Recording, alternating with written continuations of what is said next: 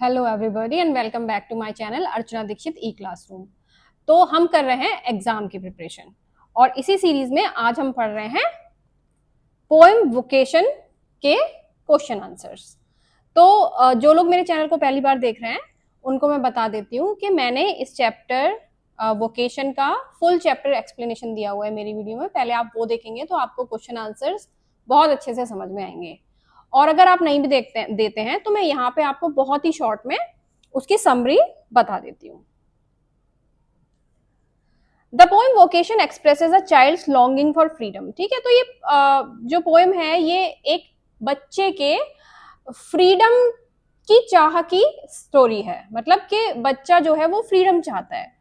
On his way to school, he envies the hawker who roams freely, the gardener who works outdoors without scolding, and the watchman who stays awake all night. तो जब वो school जाता है या school से आता है तो वो हॉकर को देखता है ना, और उससे उसको थोड़ी ईर्ष्या होती है क्योंकि वो फ्रीली घूमता है इधर उधर, उससे कोई कुछ कहने वाला नहीं है। फिर गार्डनर को देखता है, वो डिगिंग कर रहा है, डर्टी कर रहा है अपने क्लोथ्स, उसको कोई नहीं बोलता, वो धूप में काम कर रहा है, रेन में काम कर रहा है, ठीक है, उसको कोई कुछ बोलने वाला नहीं है। देन वॉचमैन को देखता है कि रात के अंधेरे में वो घूम रहा है अपनी लैंटर्न लेके, मजे कर रहे हैं ना। उसकी वर्जन ऑफ स्टोरी में तो यही है कि ये सब लोग बिल्कुल फ्रीली घूम रहे हैं, है ना, क्योंकि उसको जो एडल्ट लाइफ है उसकी रेस्पॉन्सिबिलिटीज के बारे में नहीं पता है। तो watchman who stays awake all night, unlike them the child feels restricted by school. तो लेकिन चाइल्ड सोचता है कि मेरी जिंदगी में तो स्कूल है और स्कूल की रेस्ट्रिक्शंस हैं, रूल्स एंड बेड टाइम। ठीक है, बहुत सारे रूल्स हैं मेरी लाइफ में और बेड टाइम है, मुझे मम्मा 9 बजे बोल देती कि सोने चले जाओ, है ना। या बहुत सारे रूल्स हैं, रात में बाहर मत जाओ, गंदे पानी में मत खेलो, रेन में मत जाओ, धूप में मत खेलो, है ना। तो ये जो 3 लोग हैं जिनको वो देखता है अपने स्कूल के रास्ते में, हॉकर जो कि ग्लास बैंगल्स बेचता है, गार्डनर और वॉचमैन, उसकी नजर में ये लोग बहुत फ्री हैं।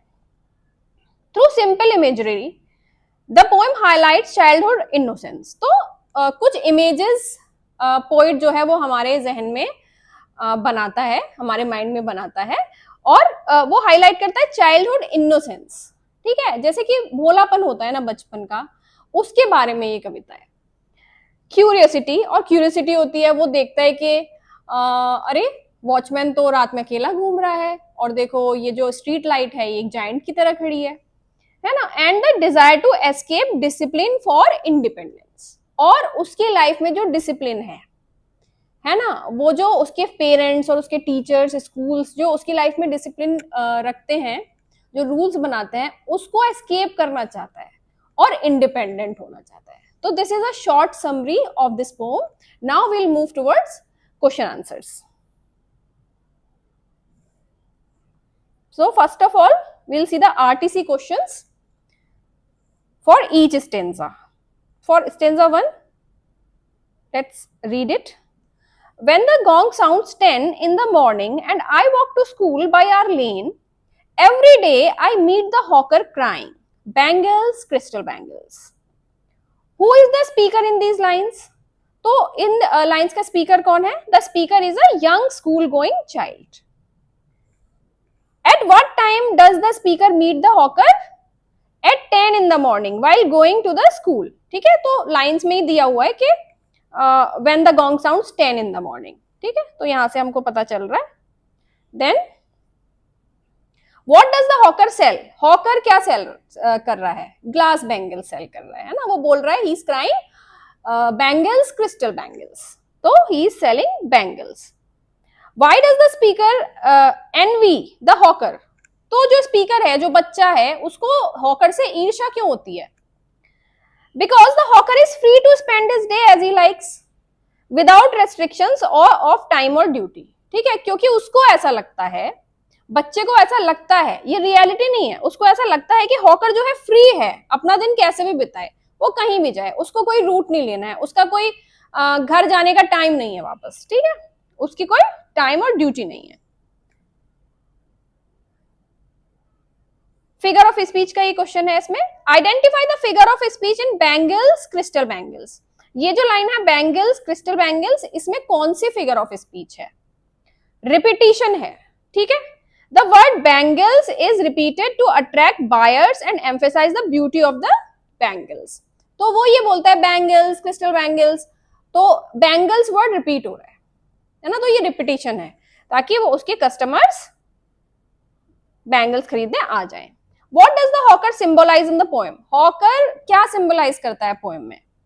He symbolizes freedom from rules, duties and fixed schedules. तो ये चाइल्ड की नजर से, चाइल्ड की नजर में हॉकर क्या सिंबलाइज कर रहा है कि फ्रीडम फ्रॉम रूल्स, उसके लिए कोई रूल्स नहीं है, ड्यूटीज नहीं है और उसका कोई फिक्स शेड्यूल नहीं है जैसे बच्चों का होता है ना. तो बच्चा ऐसे सोच रहा है कि ये तो इसके बहुत मजे हैं. When at 4 in the afternoon I come back from the school, I can see through the gate of that house the gardener digging the ground. ठीक है, ये वाला पूरा जो वो मिल जाएगा आपको पोएम में, इसके आगे भी लाइंस हैं. ठीक है, What work is the gardener engaged in? तो गार्डनर क्या काम कर रहा है? The gardener is digging the ground with his spade. What freedom does the gardener enjoy that speaker longs for? अब इस गार्डनर को क्या फ्रीडम है जो कि स्पीकर को चाहिए? हॉकर को तो ये फ्रीडम थी कि उसको कोई रूट नहीं लेना है, उसका कोई टाइम नहीं है घर वापस जाने का. ठीक है, गार्डनर को क्या फ्रीडम है जिसको कि जो कि बच्चे को चाहिए? The gardener works outdoors freely. तो गार्डनर घर के बाहर आराम से काम करता है. सॉइल्स हिज क्लोथ्स, अपने क्लोथ्स को गंदा कर लेता है. And no one scolds him for it. ठीक है, और उसको कोई डांटता नहीं है. और इसमें एक और चीज है कि वो रेन में भी काम करता है एंड सन में भी काम करता है, उसको कोई कुछ नहीं बोलता. ठीक है, nobody takes him to the task, ऐसा लिखा हुआ है पोएम में. Why does nobody scold the gardener? Gardener को कोई क्यों नहीं डांटता? ठीक है, रियलिटी में गार्डनर को क्यों नहीं डांटता कोई? Because it is his duty to dig and get dirty and he has no restrictions like the child. Figure of speech, explain the use of imagery in he soils his clothes with dust. इसमें क्या imagery use की हुई है? This is visual imagery. ठीक है, तो imagery कई तरीके की होती हैं जो पोएट्स अपने वर्ड्स के थ्रू हमें सेंस करवाते हैं. ठीक है, हमारे डिफरेंट डिफरेंट सेंसेस को अपील करती है इमेजरी. तो एक होता है कि हम पिक्चर देख पाते हैं अपने मन में. ठीक है, वो एक पिक्चर बना देता है हमारे मन में through the use of his words. और दूसरा होता है कि टैक्टाइल, आपको सेंस करवाते हैं, है ना, टैक्टाइल इमेजरी होती है वो. फिर ऑल्फैक्टरी होती है कि आपको खुशबू आने लगती है, जैसे कि कोई बोले कि बरसात में पकौड़े तले जा रहे हैं तो आपको क्या होगा कि खुशबू आने लगेगी, ऑल्फैक्टरी, है ना. और इसी तरीके से कई तरह की इमेजरीज होती है. यहाँ पे विजुअल इमेजरी का यूज किया है रविंद्रनाथ टैगोर ने. It paints a vivid picture of gardener at work. तो जब ये हम सुनते हैं गार्डनर के बारे में तो हमारे मन में एक पिक्चर आ जाती है कि एक गेट है, उसके थ्रू बच्चा देख पा रहा है कि गार्डनर एक गार्डन में डिगिंग कर रहा है अपने स्पीड से. ठीक है, what does the gardener symbolise for the boy? इस बच्चे के लिए गार्डनर क्या चीज सिंबलाइज करता है? He symbolizes the joy of working freely without rules or punishment. ठीक है, then stanza 3. Just as it gets dark in the evening and my mother sends me to bed, I can see through my open window the watchman walking up and down. ठीक है, इसके आगे और भी है ये पैराग्राफ. ये dot dot dot का मतलब ये है कि कंटिन्यू हो रहा है, और भी लाइन्स हैं. तो हम देख लेते हैं इसके क्वेश्चन आंसर्स. वॉचमैन के बारे में क्या सोचता है वो. When does the speaker see the watchman? Watchman को स्पीकर कब देखता है? At night when it gets dark and the child is sent to bed. ठीक है, अपने बेड से ही वो देख पा रहा है विंडो के थ्रू वॉचमैन को. How is the street lamp described? Street lamp को कैसे डिस्क्राइब किया गया है इस पोएम में? The street lamp is compared to a giant with one red eye. ठीक है, वो बोलता है कि स्ट्रीट लैम्प जो है ये जाइंट है और इसकी एक रेड आई है क्योंकि एक ही लाइट है उसमें. ठीक है, तो What does the boy admire about the watchman? Watchman की कौन सी चीज अच्छी लगती है बॉय को? That he stays awake all night. कि वो सारी रात जगता ही रहता है. Walking freely with a lantern while the child must sleep early. जबकि चाइल्ड को बहुत जल्दी सोना पड़ता है. Figure of speech. Identify the figure of speech in the street lamp stands like a giant with one red eye. इस line में the street lamp stands like a giant with one red eye. इसमें कौन सा figure of speech है? तो इसमें जो street lamp है उसको ह्यूमन क्वालिटी दी गई है, स्टैंडिंग विद वन रेड आई, ठीक है, तो यहाँ पे पर्सोनिफिकेशन है, लैम्प गिवन ह्यूमन क्वालिटीज, ठीक है, और सिमिली भी है क्या, क्योंकि लाइक का यूज हुआ है, स्टैंड्स लाइक अ जाइंट, ठीक है, तो lamp is compare to a giant. तो दो चीजें, एक सिमिली एक पर्सोनिफिकेशन इस लाइन में। Why does the boy wish to be a watchman? Boy को वॉचमैन क्यों बनना है, वो क्यों बनना चाहता है watchman? Because he wants the freedom to walk the streets at night and stay awake instead of being forced to sleep, ठीक है। Then what does the watchman symbolise in the poem? Watchman क्या symbolise करता है इस poem में? He symbolises adventure, adventure symbolise करता है, रात में बाहर घूमना, अपनी शैडो के साथ खेलना, ठीक है, independence and freedom from rules, ठीक है। Then HOTS questions with answers. Why does the child in the poem feel attracted to hawker, gardener and watchman? तो इन तीनों की तरफ अट्रैक्टेड क्यों फील करता है, वो क्यों बनना चाहता है ये तीनों चीजें?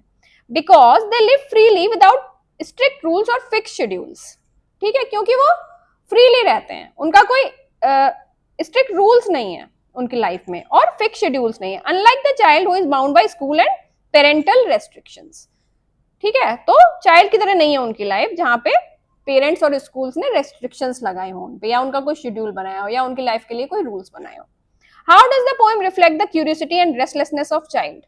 ये जो पोएम है ये क्यूरियोसिटी है ना, जिज्ञासा, और रेस्टलेसनेस माने कि एक बेचैनी जो बच्चे के अंदर है उसको कैसे रिफ्लेक्ट करती है, कैसे शो करती है, कैसे डिपिक्ट करती है। The child constantly wishes to escape from discipline and imagines others' lives to be more exciting and free. तो चाइल्ड कॉन्स्टेंटली जिसको भी देखता है ना यही सोचता है काश मैं ये होता, काश मैं ये होता, मतलब अपनी लाइफ से बिल्कुल भी खुश नहीं है, उसके अंदर एक रेस्टलेसनेस है कि मेरे को इतने सारे रेस्ट्रिक्शंस में और रूल्स में क्यों बांधा हुआ है, मैं फ्रीली रहना चाहता हूँ, उसको फ्रीडम चाहिए, इंडिपेंडेंस चाहिए, ठीक है। तो ऐसे ये शो करती है कि वो जिसको भी देख रहा है वही बनना चाह रहा है। Do you think the child would still want to do these jobs when he grows older? Why or why not? क्या आपको लगता है कि जब बच्चा बड़ा हो जाएगा तब भी वो ये चीजें करना चाहेगा, तब भी ये बनना चाहेगा हॉकर, गार्डनर या वॉचमैन? Probably not, ठीक है। तो हमें नहीं लगता, शायद कोई भी बच्चा बड़ा होके ये सब काम नहीं करना चाहेगा। Because as an adult he will understand that every job has struggles and responsibilities. क्योंकि जब वो बड़ा हो जाएगा तब वो समझ जाएगा कि एडल्ट लाइफ जो होती है it is full of responsibilities and restrictions, ठीक है। Then he will be able to see life more clearly.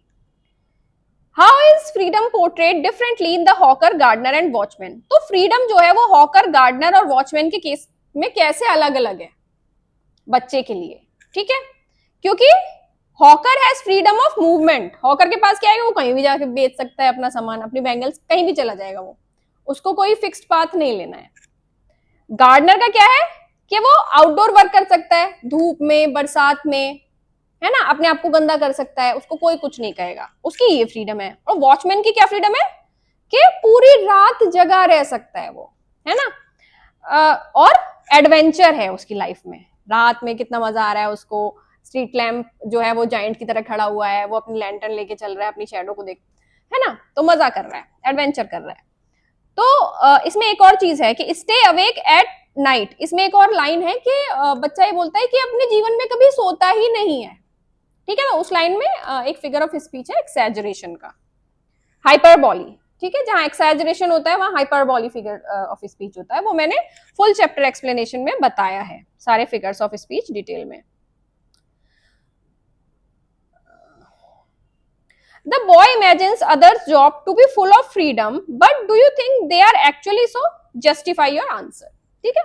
Boy को लगता है कि जो दूसरे लोग हैं उनके जो जॉब्स हैं it is full of freedom, है ना।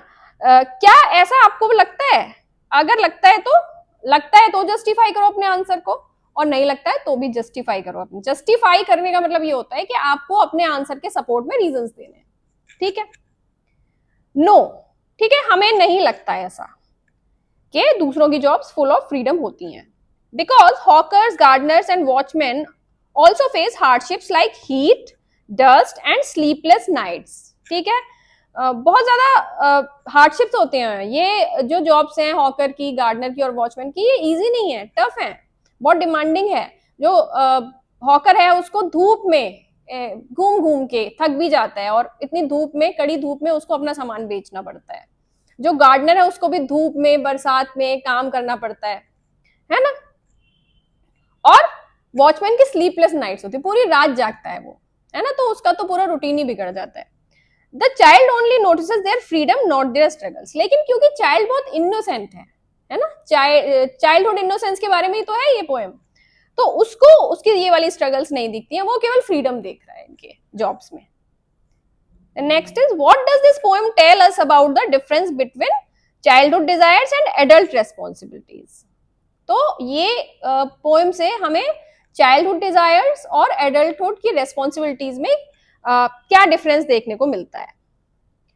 Children see freedom everywhere but ignore the responsibilities. तो चिल्ड्रन केवल फ्रीडम देखते हैं लेकिन रेस्पॉन्सिबिलिटीज को नहीं देख पाते हैं वो एडल्ट्स की लाइफ में। That come with it, but adults understand the balance between freedom and duty. लेकिन एडल्ट्स जो है वो फ्रीडम और ड्यूटी के बीच का जो बैलेंस है उसको समझते हैं। जैसे बच्चे होते हैं ना, वो अपनी मदर है, अगर उनकी मदर हाउसवाइफ है तो वो ये देखते हैं कि ये तो हाउसवाइफ है, ये तो पूरा दिन घर में रहती हैं, है ना, और काश मैं बड़ी हो जाऊं तो मुझे भी ना जाना पड़े, मैं भी पूरे दिन घर में। लेकिन एक हाउसवाइफ की क्या ड्यूटीज होती है, उसको पूरा घर संभालना है, उसको बच्चों का भी देखना है, बच्चों की हेल्थ देखनी है, अपनी हेल्थ देखनी है, घर की साफ सफाई देखनी है, गेस्ट को देखना है ना। तो बहुत सारी रेस्पॉन्सिबिलिटीज होती हैं। जो भी आप करते हो, nothing is easy. How does Tagore use imagery to show the child's vivid imagination. Tagore जो है वो इमेजरी का यूज कैसे करता है इस पोएम में, चाइल्ड की विविड इमेजिनेशन को दिखाने के लिए। Through descriptions like the street lamp stands like a giant with one red eye and he soils his clothes with dust which makes the scenes lively. ठीक है, what universal truth about human nature is revealed through this poem। तो human nature का वो कौन सा universal truth है जो हमें इस कविता से पता चलता है। ठीक है, तो एक यूनिवर्सल ट्रूथ है ह्यूमन लाइफ के बारे में या ह्यूमन साइकोलॉजी के बारे में कि हमें हमेशा दूसरों की लाइफ अच्छी लगती है ना। हम कभी अपनी लाइफ से खुश नहीं होते, हमें दूसरों की ये बहुत खुश हैं, ये कितने हैप्पी हैं, इनकी फैमिली में कितना प्यार है, ठीक है, उसके पास स्कूटर है, उसके पास नई वॉच है, उसके पास नया फोन है। हमेशा दूसरों की लाइफ अच्छी लगती है in comparison to our own. People often envy others' lives, believing them to be freer or happier, without realizing that every life has its own challenges. ठीक है, then short answer questions कुछ हैं, जल्दी से हम लोग देखेंगे। Who is the poet of the poem Vocation? इस poem का poet कौन है? Rabindranath Tagore. What does the gong indicate in the poem? जो gong है वो क्या indicate करता है इस poem में? It indicates school time at 10 in the morning. ठीक है, जो क्लॉक टावर्स होते थे पुराने जमाने में, ठीक है, वो उसका गोंग बजता है। What does the speaker dislike about his own routine. Speaker को अपने रूटीन के बारे में क्या अच्छा नहीं लगता था, किस चीज को वो डिसलाइक करता है। He dislikes the restrictions of school and bed time. School का और बेड टाइम का रेस्ट्रिक्शन उसको अच्छा नहीं लगता है। How does the poet use contrast between the child's life and the lives of others? तो poet contrast कैसे दिखाता है child की और दूसरों की lives में। The child's life is full of rules while others, hawker, gardener, watchman, seem free.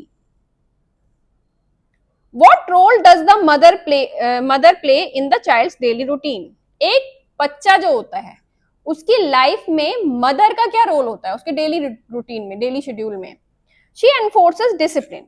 ठीक है, तो मदर क्या करती है, डिसिप्लिन एनफोर्स करती है बच्चे के ऊपर by sending him to bed at night. ठीक है, एक तो ये भी है, क्योंकि ये शॉर्ट आंसर है तो इसमें छोटा बता दिया है, मैं इसको और एलाबोरेट करूंगी। ठीक है, मदर का क्या रोल होता है, मदर सुबह उठाती है, नहलाती है, नहाओ, ब्रश करो, है ना, अपने आप को साफ रखो, पर्सनल हाइजीन का ध्यान रखो, देन नाश्ता करो टाइम पे, स्कूल जाओ, अच्छे से बाल बनाओ, अपना होमवर्क करो, है ना। तो वो पूरा दिन बच्चे को डिसिप्लिन ही एनफोर्स करती रहती है। Then next question, how does the description of the street lamp create a sense of mystery. तो जो स्ट्रीट लैम्प का डिस्क्रिप्शन है कि it stands like a giant with one red eye, तो सेंस ऑफ मिस्ट्री को ये कैसे develop कर रहा है, क्रिएट कर रहा है पोएम के अंदर. It is personified as a giant with a red eye making the night seem alive and mysterious. Why is the poem written from the perspective of a child? इस poem को एक child के perspective से क्यों लिखा गया है? To capture innocence. ठीक है, तो इसका थीम ही चाइल्डहुड इनोसेंस है. अगर आपसे पूछा जाए कि what is the theme of this poem, the theme of this poem is childhood innocence, curiosity and the desire for freedom. Which of the three characters, the hawker, the gardener or the watchman appeals to you most? आपको कौन सा ज्यादा सबसे ज्यादा appeal कर रहा है इन सब में से? आपको क्या लगता है किसकी लाइफ जो है वो सबसे ज्यादा हैपनिंग होगी? ठीक है, तो इसमें ये ओपन एंडेड क्वेश्चंस होते हैं. ठीक है, इसमें आप तीनों में से कोई भी बता सकते हो, है ना. ये भी लिख सकते हो मुझे तीनों में से किसी की लाइफ नहीं अच्छी लग रही. तो ये आपके ऊपर है. बस आप जो भी आंसर दे रहे हो ना उसको जस्टिफाई कर देना, मतलब उसके सपोर्ट में रीजन दे देना अपना. ठीक है, एंड आपकी लैंग्वेज अच्छी होनी चाहिए, ग्रामर अच्छी होनी चाहिए, वर्ड्स अच्छे आप यूज करना. You will get full marks. तो open ended students can choose any sample. ठीक है, the watchman because he works in the night and seems adventurous. This is one example. ठीक है, आप अपना कुछ भी आंसर लिख सकते हो. What is the theme of this poem? इस पोएम की थीम क्या है?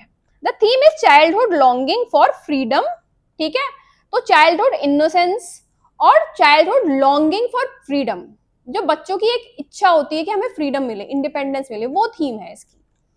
And the belief that other people's lives are easier and more enjoyable. It also reflects the contrast between discipline and desire. ठीक है, then what is the rhyming scheme of this poem? इस poem की rhyming scheme क्या है? The poem is written in free words. ठीक है, तो free words है, किसी भी पैराग्राफ में हमें राइमिंग स्कीम देखने को नहीं मिलती. ठीक है, so this is it, all the question answers from this poem. And मुझे ऐसा लगता है कि आपको बहुत अच्छे से समझ में आ गया होगा and you will do very good in your exams. And if you like this lesson, please hit the like button, share it with your friends and subscribe to my channel. Thank you so much.